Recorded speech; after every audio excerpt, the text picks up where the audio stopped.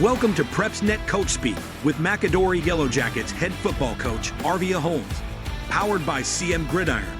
Here's your host, Aubrey Johnson. Welcome back to the show, Coach. Yes, sir. I'm glad you guys are back. I kind of missed you guys last week, so We missed you too. Glad to be back on the show. Well, good deal. What can I say about the Brookwood game? I mean, you scored 72 points to their 14. I mean, wow. Take us through the night. Yeah, definitely something that I've never been a part of. On the sideline, one of the coaches told me that, it was a school record for most points and stuff. So gotta love it. And I before the game, I talked to the kids about just, the standard of how we play. Right. Not necessarily what the score is and that sort of deal, but what we put on film is who we are. It's our resume, and just trying to guard ourselves against complacency. Right. When you play in a game that you're favored, and sometimes kids come out and they kind of play, to the level of competition or whatever. So I was excited that the kids, came out and played really hard. We had an opportunity to get some of our younger kids in, and they came in and they did the same thing. So it was a good win. Awesome. I really, I like what that coach is doing over at Brookwood. I know it's tough, but their kids play hard. They played throughout the whole game. So hats off to them. Yeah. It's unfortunate, the score got so lopsided on them, but and I reached out to him and told him, man, I never intended on, it getting like that, because you don't want to, at the end of the day, we're trying to grow the game. We want everybody to enjoy playing the game of football and it be a pleasant experience for everybody. So I just reached out to him and told him, keep pushing, Coach. Keep doing what you're doing, man.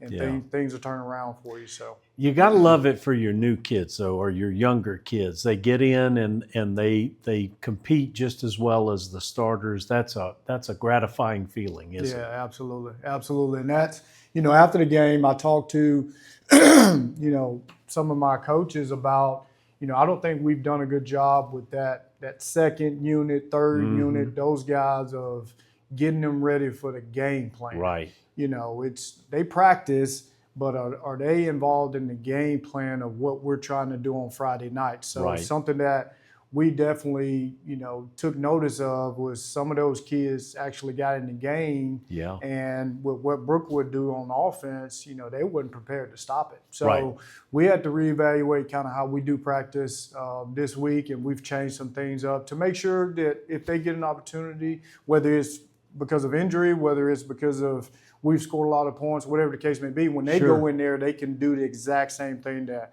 we've been doing all week. So Sure. So with this win, obviously your offense just played lights out. Who were some of your top performers during the game? Yeah, so Kawan Johnson, had another really good game. He had 2 touchdowns. Michael Pleasant, another running back we have. I hadn't had an opportunity to mention him, but really good player. Right. He had 2 touchdowns. Quarterback played really well. He's been tremendous all year. I was talking with my offensive coordinator a couple hours ago, and he had made mention we've thrown roughly 80 passes, and he hadn't taken a sack. So he's done a really good job protecting the football, keeping us out of negative plays. Right. Trent Charles had a long touchdown reception. So, it was a collective effort. A lot of guys did a lot to contribute to the offense. As you mentioned, some of those young kids came in and had touchdowns as well. So they did a good job.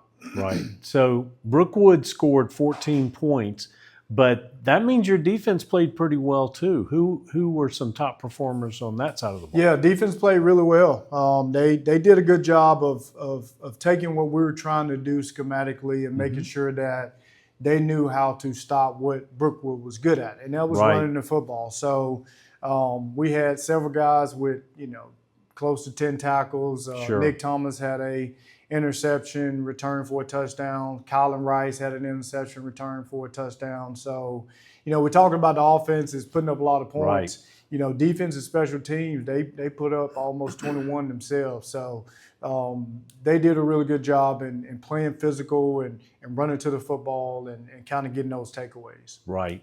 So, Coach, before last week you had a bye. This week you have a bye, which is kind of weird, but it puts you basically at mid-season. You're at 3-1. You've played some tough teams. How do you assess the team thus far?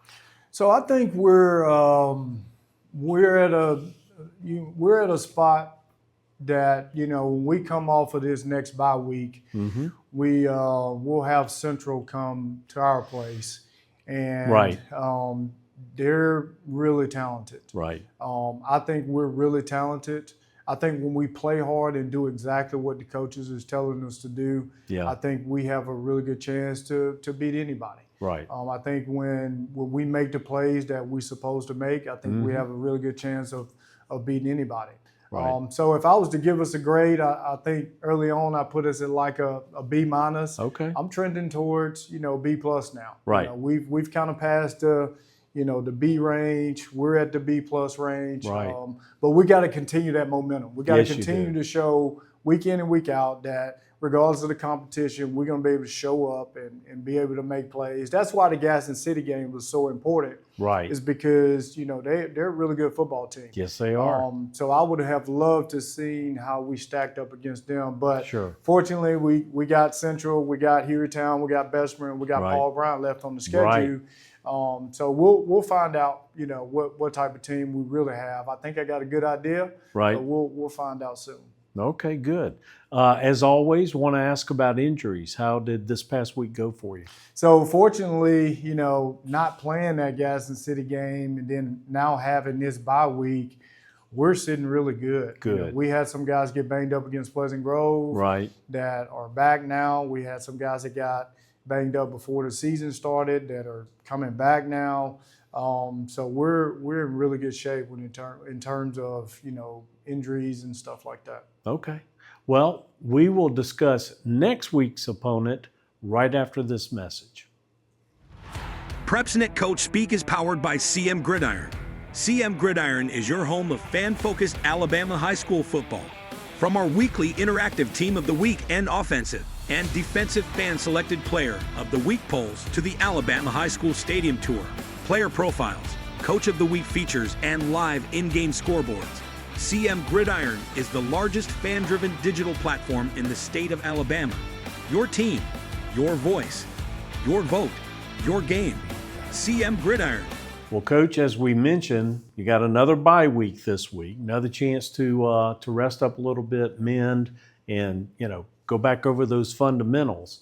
But as you mentioned, Central-Tuscaloosa is next week, and that team right now sits at 3-2. They have the two losses that they have come from very good teams. And they've got Gardendale coming to their place this week. So we'll find out more about them after Friday night. But how do you assess this team thus far? I think they're a really good football team. I Right. really do. If you go back and look at some of the games they've played early, going and beating Tuscaloosa County at Tuscaloosa County, it's just you watch them on film and you think, man, they're super talented. Quarterback Right. is really dynamic. Right. He can run the ball, he can throw the ball. They got receivers that can stretch the field. They got two running backs that are really good. They're really similar to the team that we played last year. Right. They're just older and better. Okay. They're a year older in the system. What Coach Pippen is trying to do, he's doing a really good job with them. It's going to be a challenge. We're going to have to make sure that we limit the big plays. Right. We corral that quarterback, and then on the offensive side of the ball, they're good on the defensive front. They have I think he's numbers 52. Like he's making plays everywhere. He really is. Fortunate for us, they're having to play their last 3 games before they play us has been really tough. Right. So like you mentioned, they're coming off a game. They're going to be coming off a game against Gardendale. Right. We got a bye this week, so kind of luck of the draw for us. Right. We have an opportunity to get healthy and watch them for 2 weeks. Yep. and kind of get ready for them because it's going to take every bit of it. Right. They're going to come in here ready to play, and we're going to have to be locked in and ready to go also. Right. So you kind of stole my thunder a little bit earlier talking about the rest of the region games. 4 out of the 5 next games are region games. You mentioned the teams. This is not going to be an easy stretch, is it? No, it's not. We talked about, ever since the season started, man, is, we want to play first round of the playoff game at home. And I know we talked about that when I was on earlier. Anytime you have to travel in the first round as being a 3rd or 4th seed, it's just really hard to win. Right. And not that it's a gimme, being a 1st and 2nd seed, but at least you give yourself a chance by playing at home in front of your home crowd and that deal. So we gotta hold serve when it comes to these next few games because they're going to be tough. Like I mentioned, Central is a really good team, and then you're going to play teams like Hueytown and Bessemer, who are basically, if they hadn't played each other, they're basically undefeated in the region. Right. And then you got to deal with Paul Bryant. So it's going to be a tough end of the stretch. I think the teams that we played early on in the year is going to help with that because we've seen the speed, we've seen the size. Now it's going to be about controlling the emotion and taking care of business at their place. Some of the biggest games we got remaining on the schedule is at Hueytown and at Bessemer. Right.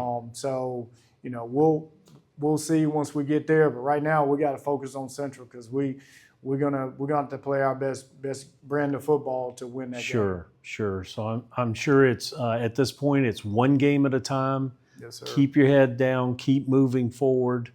And compete. Yes, sir. Absolutely. Absolutely. So that's our show, Coach. We appreciate your time, and we certainly appreciate you. Join us next week for another McAdory version of Coach Speak.